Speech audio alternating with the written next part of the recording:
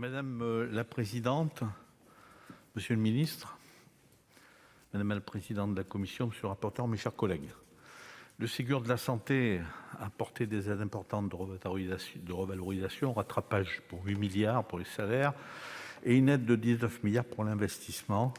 Cette proposition de loi veut y apporter des précisions concernant les soins de management, la gestion de l'hôpital et en ville.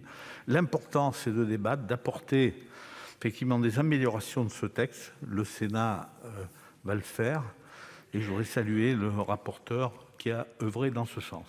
La création de l'exercice d'infirmier en pratique avancée, accessible après 3 ans, est une bonne initiative. Déjà, le médecin généraliste est bien secondé par les infirmières dans la surveillance des maladies chroniques pour le diabète, surveillance des anticoagulants, l'insuffisance respiratoire, rénale, troubles psychiatriques ou encore l'état général. Ces pratiques sont déjà bien intégrées dans les maisons de santé avec lesquelles les infirmières et les médecins travaillent de concert avec les pharmaciens dans le cadre de la CISA. Je ne suis pas favorable à ce stade à la création d'une nouvelle profession médicale intermédiaire.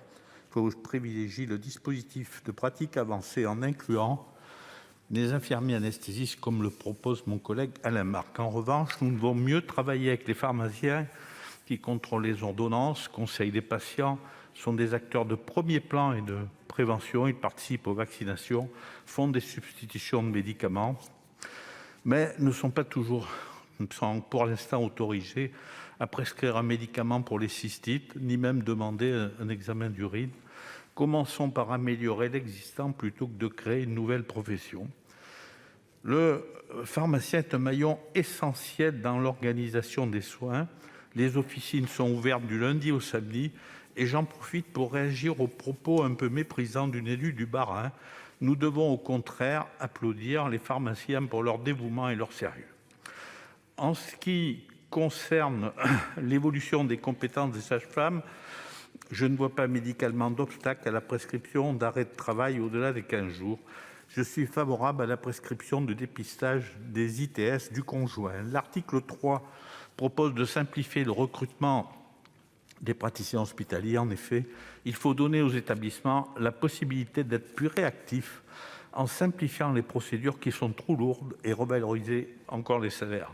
L'article 5 vise à revaloriser la CME, la place du chef de service. Effectivement, ça a été dit, il faudra préciser son rôle par rapport au chef de pôle, ainsi qu'associer le personnel, les internes, les paramédicaux au projet de l'hôpital. L'article 7 visait à renforcer l'intégration des GHT par le prisme des directions communes. Cela permettrait, avec l'accord des élus locaux, des CME, de mettre en place une véritable vision du territoire. Cette direction commune entre un établissement d'un même GHT me semble être une solution la plus efficace, la plus adaptée pour mettre en œuvre un projet médical partagé avec l'établissement support, en visant à faire du département, lorsque c'est possible, l'échelon préférentiel d'organisation du GHT.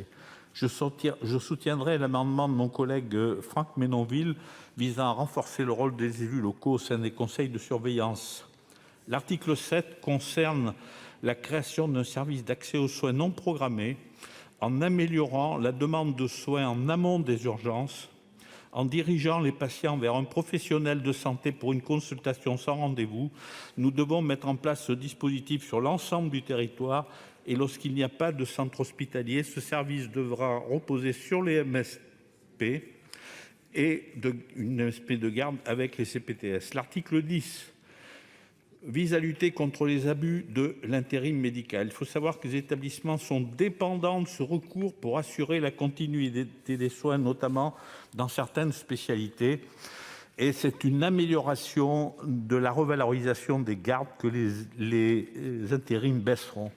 Monsieur le ministre, faire confiance et simplifier pourrait s'appliquer aux départements à qui il serait confié la totalité du maintien à domicile personnes âgées, personnes handicapées, avec la gestion des SIAD, et ainsi la coordination des intervenants serait facilitée avec un seul numéro d'appel. Et pourquoi pas d'ailleurs le budget soins dans les EHPAD.